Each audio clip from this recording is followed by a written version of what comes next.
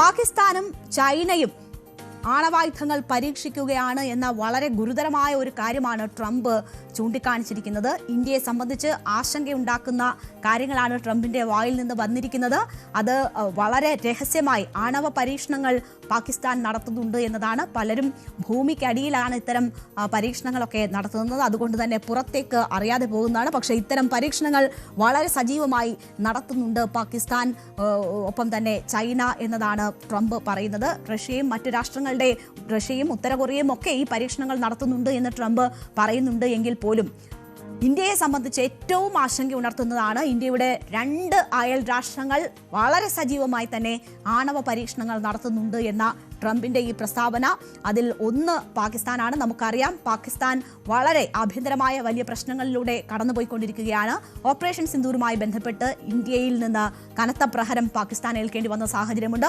അതിന് തൊട്ട് പിന്നാലെ തന്നെ അഫ്ഗാനിസ്ഥാനുമായും പാകിസ്ഥാൻ വലിയ രീതിയിലുള്ള കാലുഷ്യത്തിലാണ്. അവിടെ ഒരു താൽക്കാലിക വെടിനിർത്തൽ ഉണ്ടായിട്ടുണ്ട് എങ്കിൽ പോലും ആ വെടിനിർത്തൽ എത്രമാത്രം ശാശ്വതമാണ് എന്ന ചോദ്യങ്ങളൊക്കെ ഉയരുന്ന ഒരു ഘട്ടമാണ്. അവിടെയാണ് ട്രംപ് ഈ വെളിപ്പെടുത്തൽ നടത്തിയിരിക്കുന്നത്. വളരെ സജീവമായി തന്നെ ആണവ പരീക്ഷണങ്ങൾ പാകിസ്ഥാൻ നടത്തുന്നു എന്നതാണ്. അപ്പോൾ ട്രംപ് ഒരു മാധ്യമത്തിന് നൽകിയ അഭിമുഖത്തിലാണ് ഇക്കാര്യങ്ങൾ പരാമർശിക്കുന്നത്. 33 വർഷത്തെ ഒരു മൊറട്ടോറിയത്തിന് ശേഷം ആണവായുധങ്ങൾ പരീക്ഷിക്കാൻ അമേരിക്കൻ സൈന്യത്തിന് ട്രംപ് ഉത്തരവ് നൽകിയിരുന്നു, അനുമതി നൽകിയിരുന്നു. ഇത് വലിയ രീതിയിൽ ചർച്ചയാവുന്ന ഒരു ഘട്ടത്തിലാണിപ്പോൾ ട്രംപ് ഇങ്ങനെ ഒരു പ്രതികരണം കൂടി നടത്തുന്നത്. അതായത് ട്രംപ് ആണവായുധങ്ങൾ പരീക്ഷിക്കാൻ അല്ലെങ്കിൽ അതിൻ്റെ ക്ഷമത ഉറപ്പുവരുത്താനുള്ള ഒരു നിർദ്ദേശം നൽകി. അതിനെതിരെ വിമർശനങ്ങൾ വരുമ്പോൾ അതിനെ ഒന്ന് ന്യായീകരിക്കുക. മറ്റുള്ള രാഷ്ട്രങ്ങൾ ഈ രീതിയിൽ ആണവായുധങ്ങൾ സജീവമാക്കുമ്പോൾ അമേരിക്കയ്ക്കും അതിനുള്ള അവകാശമുണ്ട്, അല്ലെങ്കിൽ അമേരിക്ക അതിന് നിർബന്ധിതരാകുന്നു എന്ന് വരുത്തി തീർക്കുക എന്നതാണോ ട്രംപ് ഉദ്ദേശിച്ചിരിക്കുന്നത് എന്നത് വ്യക്തമല്ല. എന്തായാലും ട്രംപിന്റെ വാക്കുകളാണ്, വലിയ തെളിവുകൾ ഇതിന്റെ ഭാഗമായില്ല. ആണവ പരീക്ഷണത്തിന്റെ പേരും പറഞ്ഞ് ഇറാനെ പോലെയൊക്കെയുള്ള രാഷ്ട്രങ്ങളെ വലിയ രീതിയിൽ കൊമ്പ് കോർക്കുന്ന ട്രംപും അമേരിക്കയുമാണ് ഇക്കാര്യങ്ങൾ ഈ രീതിയിൽ അവതരിപ്പിക്കുന്നത് എന്നതുകൂടി പറയണം. പാകിസ്ഥാനെ ഒപ്പം നിർത്തുന്ന അമേരിക്ക, പാകിസ്ഥാൻ വളരെ സജീവമായി തന്നെ ആണവ പരീക്ഷണങ്ങൾ നടത്തുന്നു എന്നത് എന്തോ ഒരു ക്രെഡിറ്റ് എന്ന നിലയിൽ ട്രംപ് അവതരിപ്പിക്കുന്നതാണ് കഴിഞ്ഞ ദിവസം നമ്മൾ കണ്ടത്. അപ്പോൾ ഇത് ട്രംപിൻ്റെ തന്നെ ഇപ്പോൾ നൽകിയിട്ടിരിക്കുന്ന ഈ നിർദ്ദേശങ്ങളുടെ ഒരു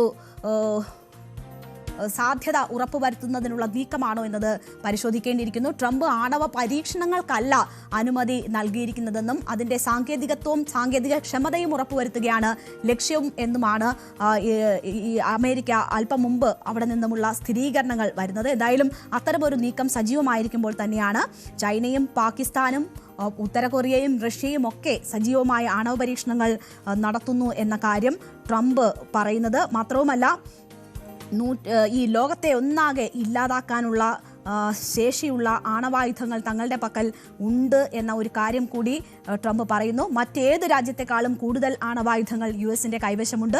150 തവണ ലോകത്തെ തകർക്കാൻ ശേഷിയുള്ള ആണവായുധങ്ങളാണ് തങ്ങളുടെ കൈവശമുള്ളത് എന്നതാണ് ട്രംപ് പറയുന്നത്. റഷ്യൻ പ്രസിഡന്റ് വ്ളാഡിമിർ പുടിനുമായും ചൈനീസ് പ്രസിഡന്റ് ഷീ ജിൻപിങ്ങുമായും നിരായുധീകരണത്തെക്കുറിച്ച് ചർച്ച നടത്തിയിട്ടുണ്ട് എന്ന കാര്യം കൂടി ട്രംപ് ഇതിൽ കൂട്ടിച്ചേർക്കുന്നുണ്ട്. പക്ഷേ ട്രംപ് വെറുതെ പറഞ്ഞതായാലും കാര്യമായിട്ട് പറഞ്ഞതായാലും ഈ പ്രസ്താവന ഏറ്റവും ആശങ്കയുണ്ടാക്കുന്നത് ഇന്ത്യയാണ്. പ്രധാനമായും ചൈനയും പാകിസ്ഥാനും ആണവായുധങ്ങൾ പരീക്ഷിക്കുന്നുണ്ടെങ്കിൽ അത് ഇന്ത്യക്ക് ആശങ്ക ഉണർത്തുന്ന കാര്യം തന്നെയാണ്. ഇന്ത്യ ആദ്യം ആണവായുധം ഉപയോഗിക്കില്ല എന്ന് തീരുമാനിച്ചിട്ടുള്ള ആ നയം പിന്തുടരുന്ന രാഷ്ട്രമാണ്. 1998 ശേഷം ഇന്ത്യ ആണവ പരീക്ഷണങ്ങൾ നടത്തിയിട്ടുമില്ല. ഈ ഘട്ടത്തിൽ ഇപ്പോൾ നമ്മുടെ അയൽ രാഷ്ട്രങ്ങൾ വലിയ രീതിയിൽ ആണവായുധ പരീക്ഷണങ്ങൾ രഹസ്യമായി നടത്തുന്നുണ്ട് എന്ന ഒരു വിവരം വരുമ്പോൾ, അതും പാകിസ്ഥാന്റെ ഭാഗത്തു നിന്ന് അത്തരം ശ്രമങ്ങൾ ഉണ്ടാകുന്നു എന്ന് പറയുമ്പോൾ ഇന്ത്യ ഇനി ഏതെങ്കിലും പരീക്ഷണത്തിന് നിർബന്ധിതമാകുമോ, ഇന്ത്യക്കും അത്തരം ശക്തി തെളിയിക്കേണ്ടുന്ന സാഹചര്യങ്ങൾ സംജാതമാകുമോ തുടങ്ങിയ സംശയങ്ങൾ കൂടി ഇതുമായി ബന്ധപ്പെട്ട് ഉയരുന്നുണ്ട്. എന്തായാലും ഔദ്യോഗികമായ പ്രതികരണങ്ങൾ ഇതുമായി ബന്ധപ്പെട്ട് ഉണ്ടായിട്ടില്ല. അത്തരം പ്രതികരണങ്ങളൊന്നും തന്നെ ഇതുമായി ബന്ധപ്പെട്ടുണ്ടായിട്ടില്ല എങ്കിൽ പോലും ഇന്ത്യയെ സംബന്ധിച്ച് കൂടുതൽ ജാഗ്രത ഈ കാര്യവുമായി ബന്ധപ്പെട്ട് ഉണ്ടാകേണ്ടിയിരിക്കുന്ന ഒരു സാഹചര്യമാണ് ഉരുത്തിരിയുന്നത്.